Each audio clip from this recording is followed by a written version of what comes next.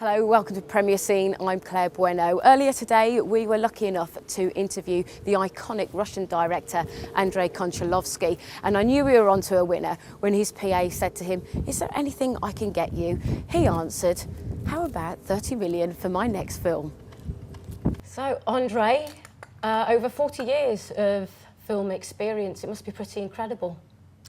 Yeah, more than 40. I'm sorry to say, 46. 46. Almost 50. Oh, God. You've been a director, a producer and a writer-director. Do you find that when you've written the films that you've directed, it's far more of a personal project Then? Than comparing to just making or just directing a film? No, I think that directing the film is as personal. Every director can spoil a good script, and at the same time it can save a bad script. But when you write, it's different, because when you write, especially, I worked with different directors, Tarkovsky including, and it was different because when you write the script, especially working with director, it's like a tailor. You're tailoring something, a cloth for a person, so you have to be more humble. In that sense, self-expression in script writing is more limited than self-expression in directing, and it's even less limited when you write and direct. But still, director has a final word, unless it's filmmaking by committee in Hollywood.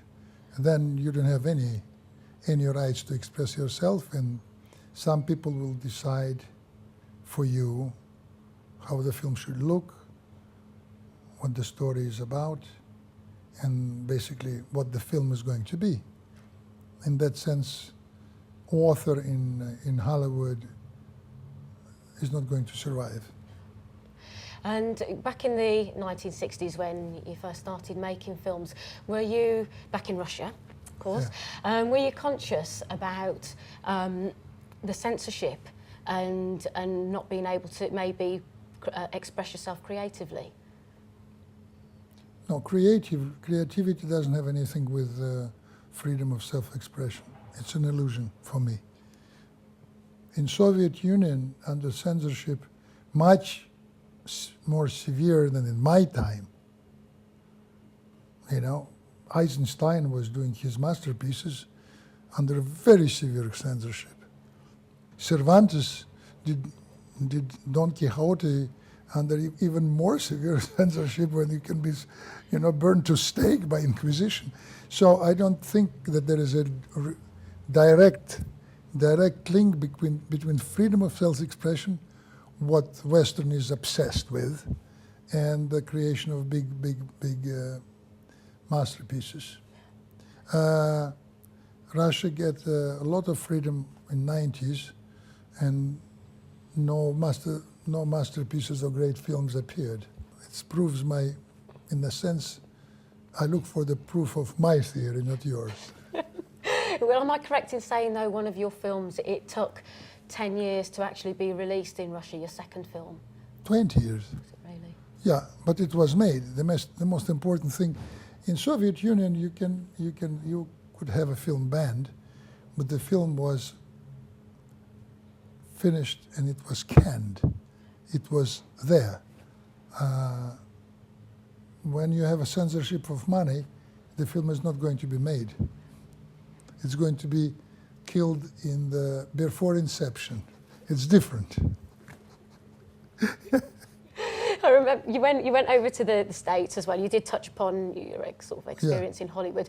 Did you find that you thought you were going to have more freedom, but again that the studio process? No, thank God I was lucky to make only one big major company studio. It's Tango in cash, but I made it for money. I knew that I'm going to corrupt myself. I knew that I have to collaborate, but I didn't know on which extent. Yeah. That when I realized on which extent I have to cooperate, I basically fucked it up. Yeah. I couldn't be so agreeable. And I made everything I was waiting for a certain point to be fired. But I got to this point, and then I made everything, and I was fired. Luckily for me. Because I hated the finale of Tango and Cash, with this whole explosion, this car going here and there. And I was promised that I'm going to have my finale of the film. And they lied to me all the way through. And when I realized that they're lying to me, I pissed them off, saying that I'm not going to deliver the film in time because I have my right as a member of Directors Guild. And they fired me, and I made a very sad face and said, I'm very sorry, but I was elated because I went to Spain. It's soul destroying, isn't it, to think that you've got the freedom to make something really good, and then somebody without that vision. Yeah, maybe, but we have to be ready for everything. In a sense, everything is a wonderful experience. I enjoyed my experience of humiliation, and I enjoy my experience of lack of freedom, in a sense, in Hollywood. I spent a lot of time sitting in my trailer reading Los Angeles Times, and every time that they say, sir, it's ready, I came out and say, action, cut, back to trailer. It was not much of creative force inside of me, no juices. But that was great because it was extremely professional. They say that the secret to a good film is a great script. What's your secret for a great film? I have, it's hit and miss. There is no receipt. Because if we would have known a recipe, there will be only masterpieces in film market. For some reasons, a lot of people getting paid enormous amount of money to predict which film is going to be a hit, and they miss all the time.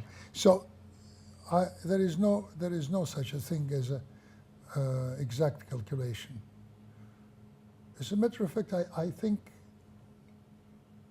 great directors like Ridley Scott or Clint Eastwood, great directors that have relatively freedom in Hollywood. They make one film very successfully, another thing then the film can be ignored. So I think that real artists shouldn't recognize failure from victory, in a sense. If you don't recognize it, then you're on right path.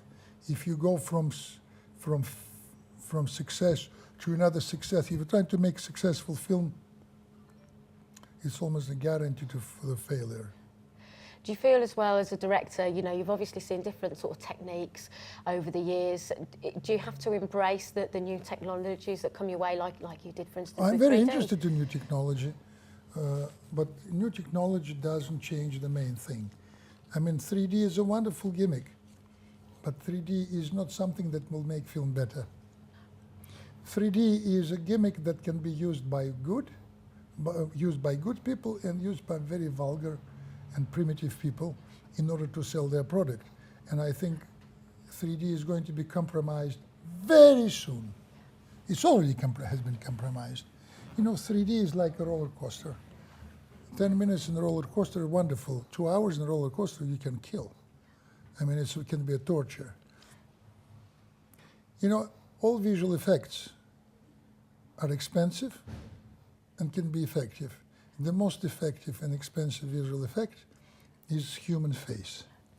But human face doesn't need 3D. Do you think cinema still holds that magic for you? Absolutely. It's not cinema what is magic. It's ability of a person in the screening room participate in joining author in his imagination.